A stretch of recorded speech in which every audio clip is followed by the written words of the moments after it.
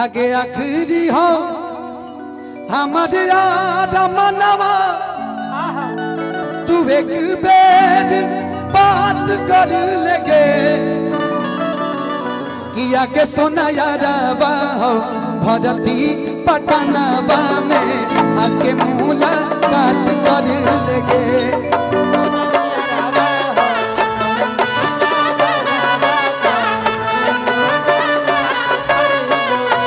आके सोना यारवा हो भरती पटनवा में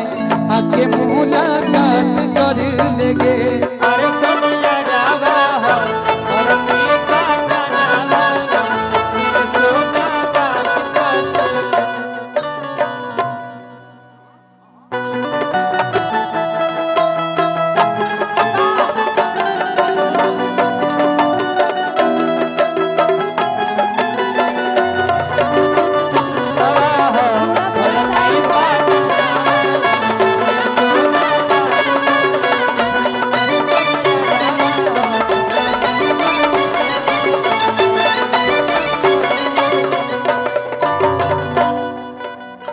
मरे घड़ी पनिया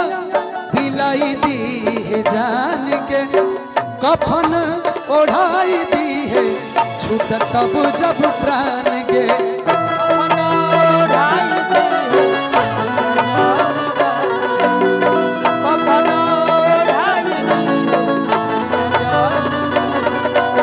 मरे घड़ी पनिया पियाई दी है जान के कफन ओढ़ाई दी है छूट तब जब प्राण के लेकिन चलते रहे भैया वो दिन वो बात याद पा रहा जब जब मिले आओ तो कहते रहो कि तार साथ हम कबो ना छोड़ो भले तू छोड़ दो लेकिन आज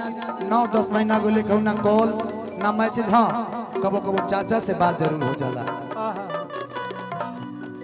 अरे हमारा से प्यार जोदी बाटे तो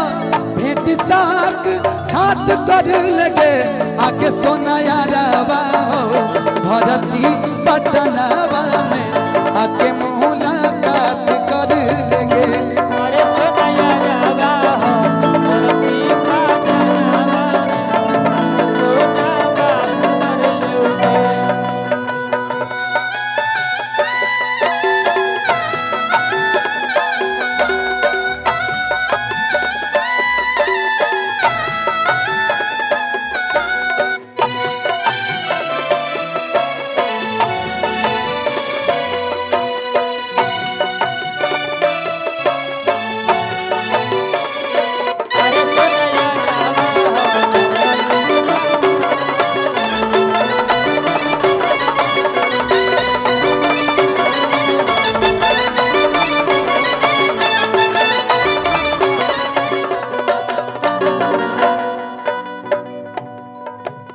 आँख में आंसू काहे बा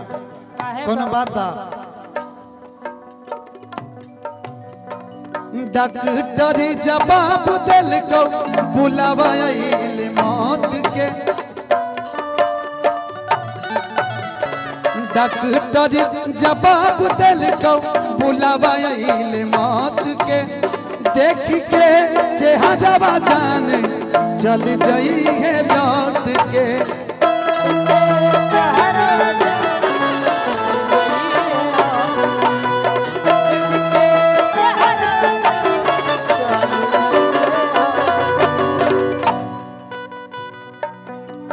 अरे डॉक्टर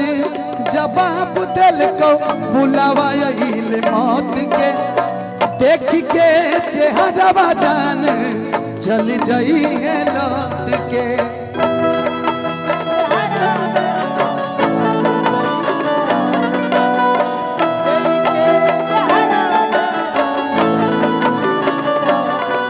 आगे आखिरी हो हमारे यार मनवा तू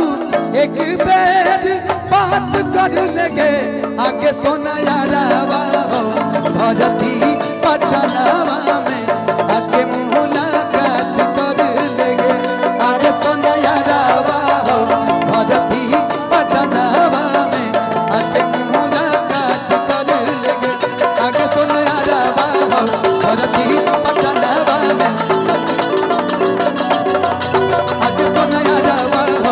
धरती पटनावा में आके मुलाकात करे लगे।